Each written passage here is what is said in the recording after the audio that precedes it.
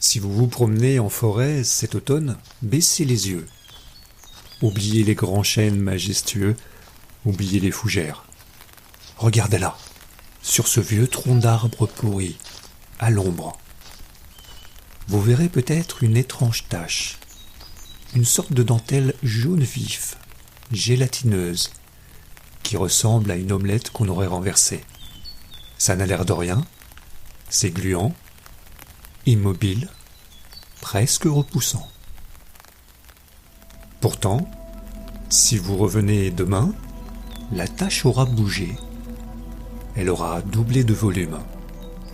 Si vous revenez dans une semaine, elle aura recouvert tout le tronc. Ce que vous regardez n'est pas une moisissure, ce n'est pas un champignon. Ce n'est ni un animal, ni une plante. C'est un monstre biologique. Une créature qui brise toutes les cases de nos manuels scolaires.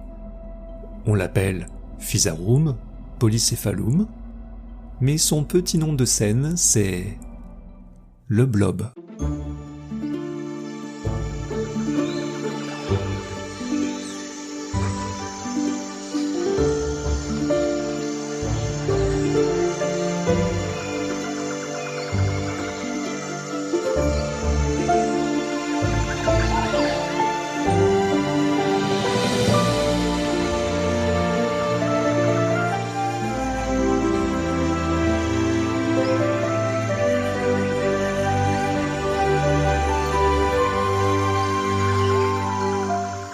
Les énigmes sauvages. Le blob est un paradoxe vivant. Imaginez un être constitué d'une seule et unique cellule. Mais une cellule géante, qui peut mesurer plusieurs mètres carrés. Il n'a pas de neurones, pas d'yeux, pas de bouche, pas d'estomac. Et pourtant, il voit, il mange, et surtout, il réfléchit.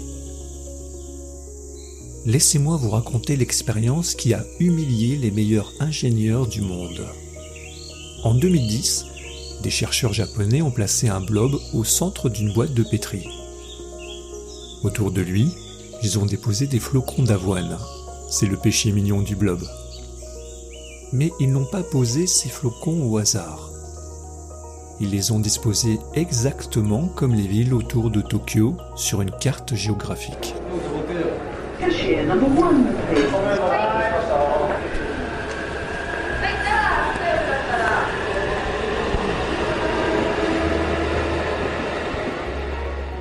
Le blob s'est étendu. Il a exploré. Puis, il a fait le ménage.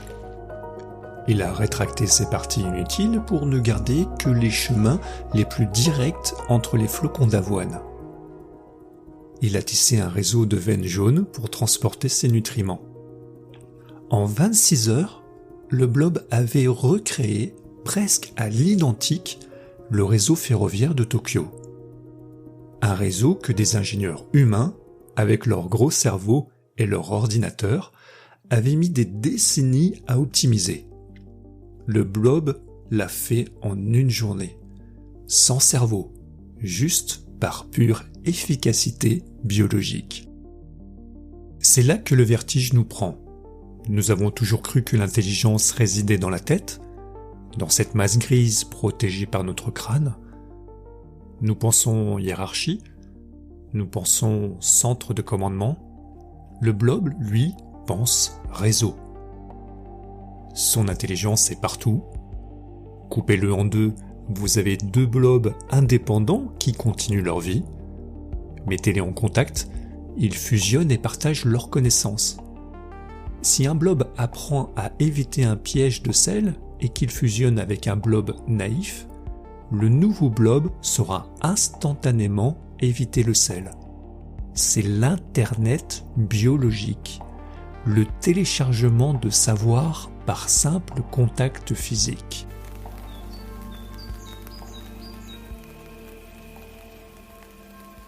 Ce génie rampant nous pose une question humiliante. Avons-nous vraiment besoin d'être aussi complexes pour être malins ? Le blob n'a pas d'ego, pas de conscience de soi, pas d'angoisse existentielle. Il ne fait qu'optimiser la vie. Il est la preuve que la nature n'a pas besoin de neurones pour résoudre des problèmes. Parfois, il suffit juste de se laisser couler. Le blob nous met mal à l'aise. Pourquoi ? Parce qu'il dynamite notre définition de l'intelligence. Depuis des siècles, nous, les humains, nous sommes obsédés par la tête, par le crâne, par ce qu'il y a dedans. Nous sommes des êtres céphalocentrés. Pour nous, décider, c'est commander. Il faut un chef, un président, un général. Il faut une tour de contrôle. Mais le blob nous rit au nez. Il nous prouve qu'on peut résoudre des problèmes complexes sans avoir de centre. Il n'a pas de chef. Chaque partie du blob est le chef. C'est une démocratie biologique parfaite, une anarchie fluide où l'information circule partout, tout le temps. Mais le vertige va plus loin. Regardez le blob et posez-vous cette question. Où commence l'individu ? Si je vous coupe un bras, ce bras ne devient pas une autre personne. Vous êtes un individu indivisible. Mais le blob ?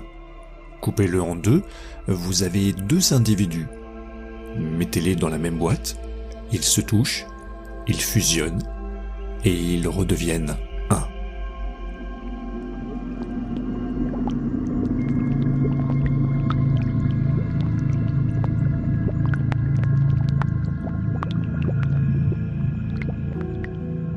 Imaginez un instant que nous soyons comme le blob. Imaginez que pour vous expliquer une idée, je n'ai pas besoin de vous parler. Il suffirait de vous toucher le bout des doigts pour que nos deux esprits fusionnent. Je deviendrai vous, vous deviendriez moi, nous partagerions nos souvenirs, nos peurs, nos savoirs, et en nous séparant, nous emporterions chacun une part de l'autre. Le blob ne connaît pas la solitude. Il ne connaît pas l'ego. Il ne connaît pas le jeu. Il ne connaît que le nous.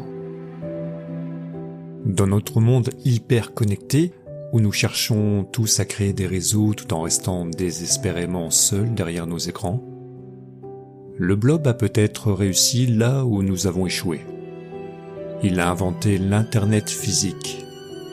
La communion totale. Alors, est-il intelligent ?